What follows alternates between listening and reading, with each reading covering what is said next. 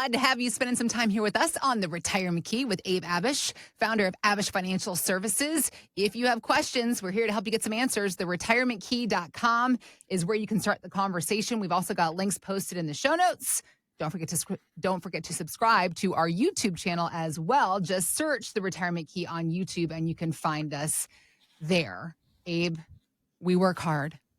We get to our retirement goal line and we are ready to live that retirement life. And I think also for so many of us, people, if you retire young, you're in your 50s, but even 60 is not what it used to be. People that are in their 60s are running marathons and planning vacations and living this life.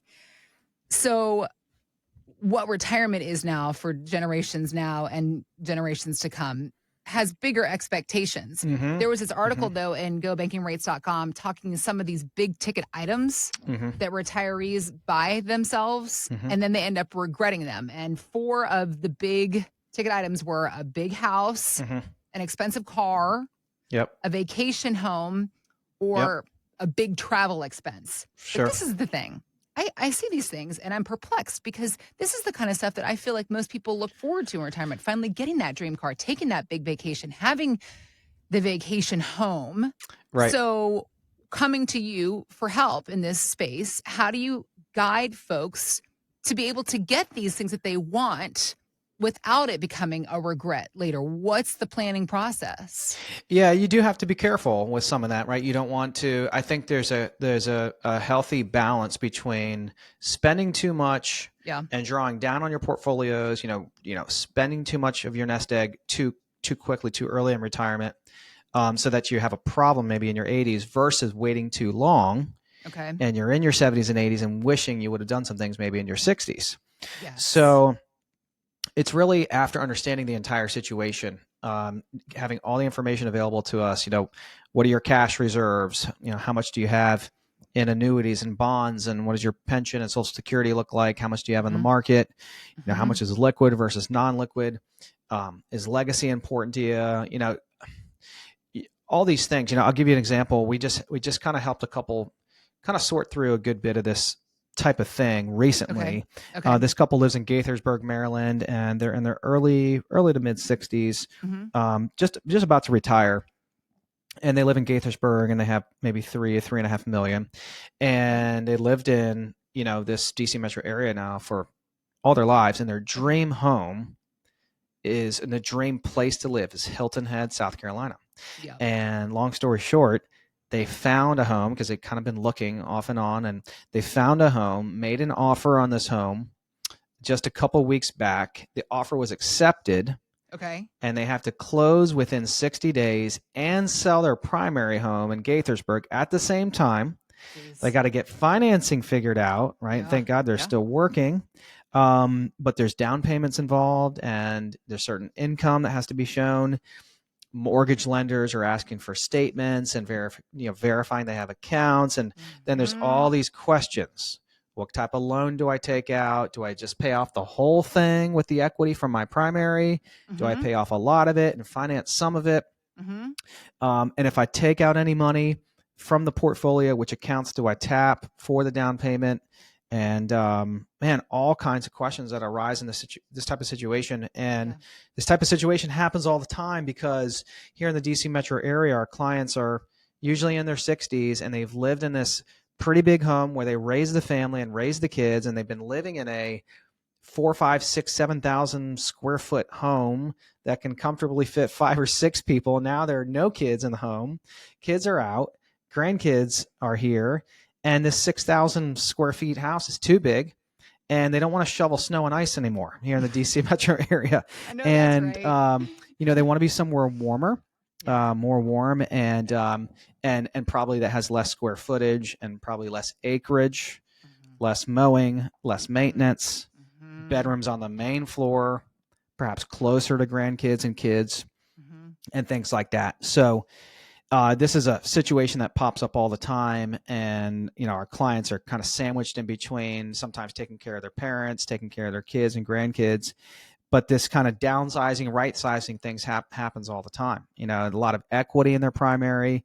And so, I think one of the most important parts of a retirement plan, Heather, is taking someone's money and their entire nest egg and all of their assets and using the assets they just worked for 40 years to accumulate to help them accomplish their goals and objectives in retirement. One of this couple's number one goal was to get out of the DC metro area into the Hilton Head community, find a house that they love.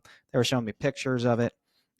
It's beautiful, one story living, like just a nice place, like golf cart living. Nice. You know, Yeah, there's a lot less worry when you're riding your golf cart around to go get some groceries and go through the brew through in your golf cart.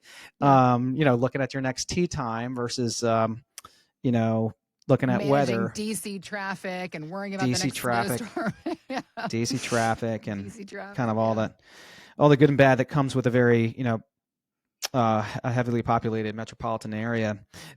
So you want to be working with a retirement planner, with an advisor who really knows your entire situation, and the more information that advisor has, the better.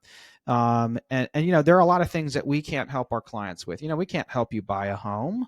We're not a real estate agent. We can't help you finance the house. We're not mortgage lenders. We can't help you do the tax return. We're not a CPA, but we have a pretty good understanding as to how you should put your money to work for you.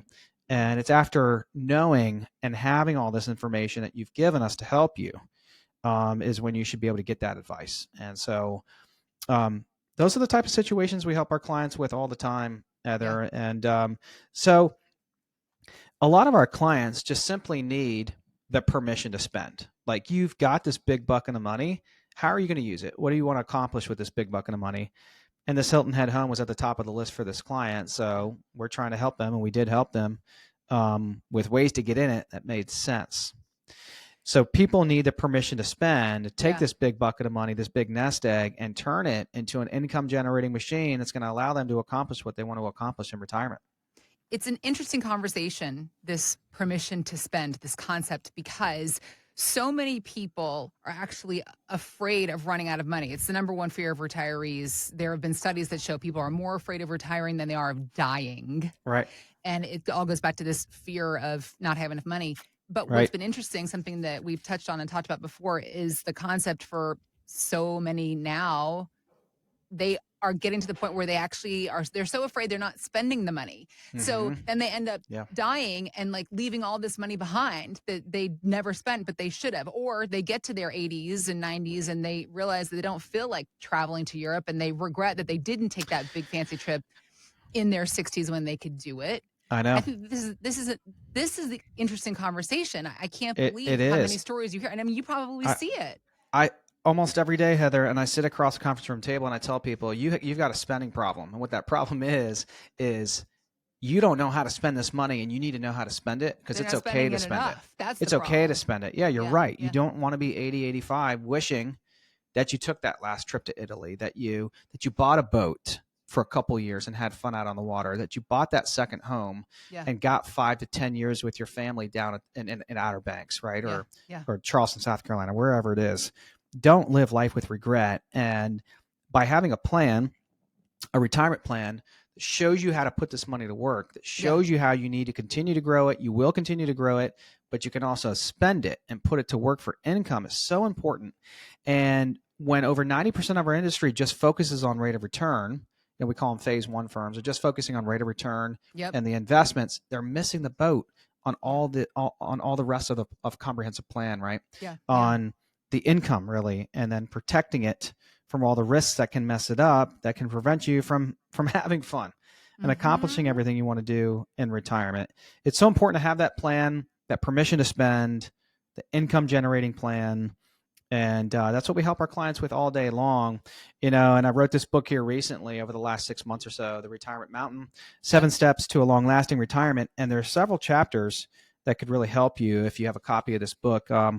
Chapter 11, Step 1 of the 7 steps, develop a retirement income plan and roadmap. Perhaps the most important, Step 3, your withdrawal and distribution plan. So how are you going to get money out of your nest egg? So important to allow you to do the things like this couple's doing in that transition to South Carolina.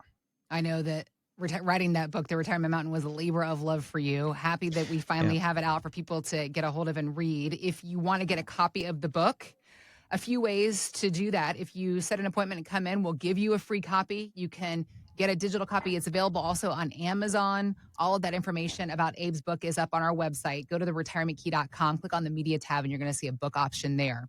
And that's how you can learn more about how to get a copy of the book yourself.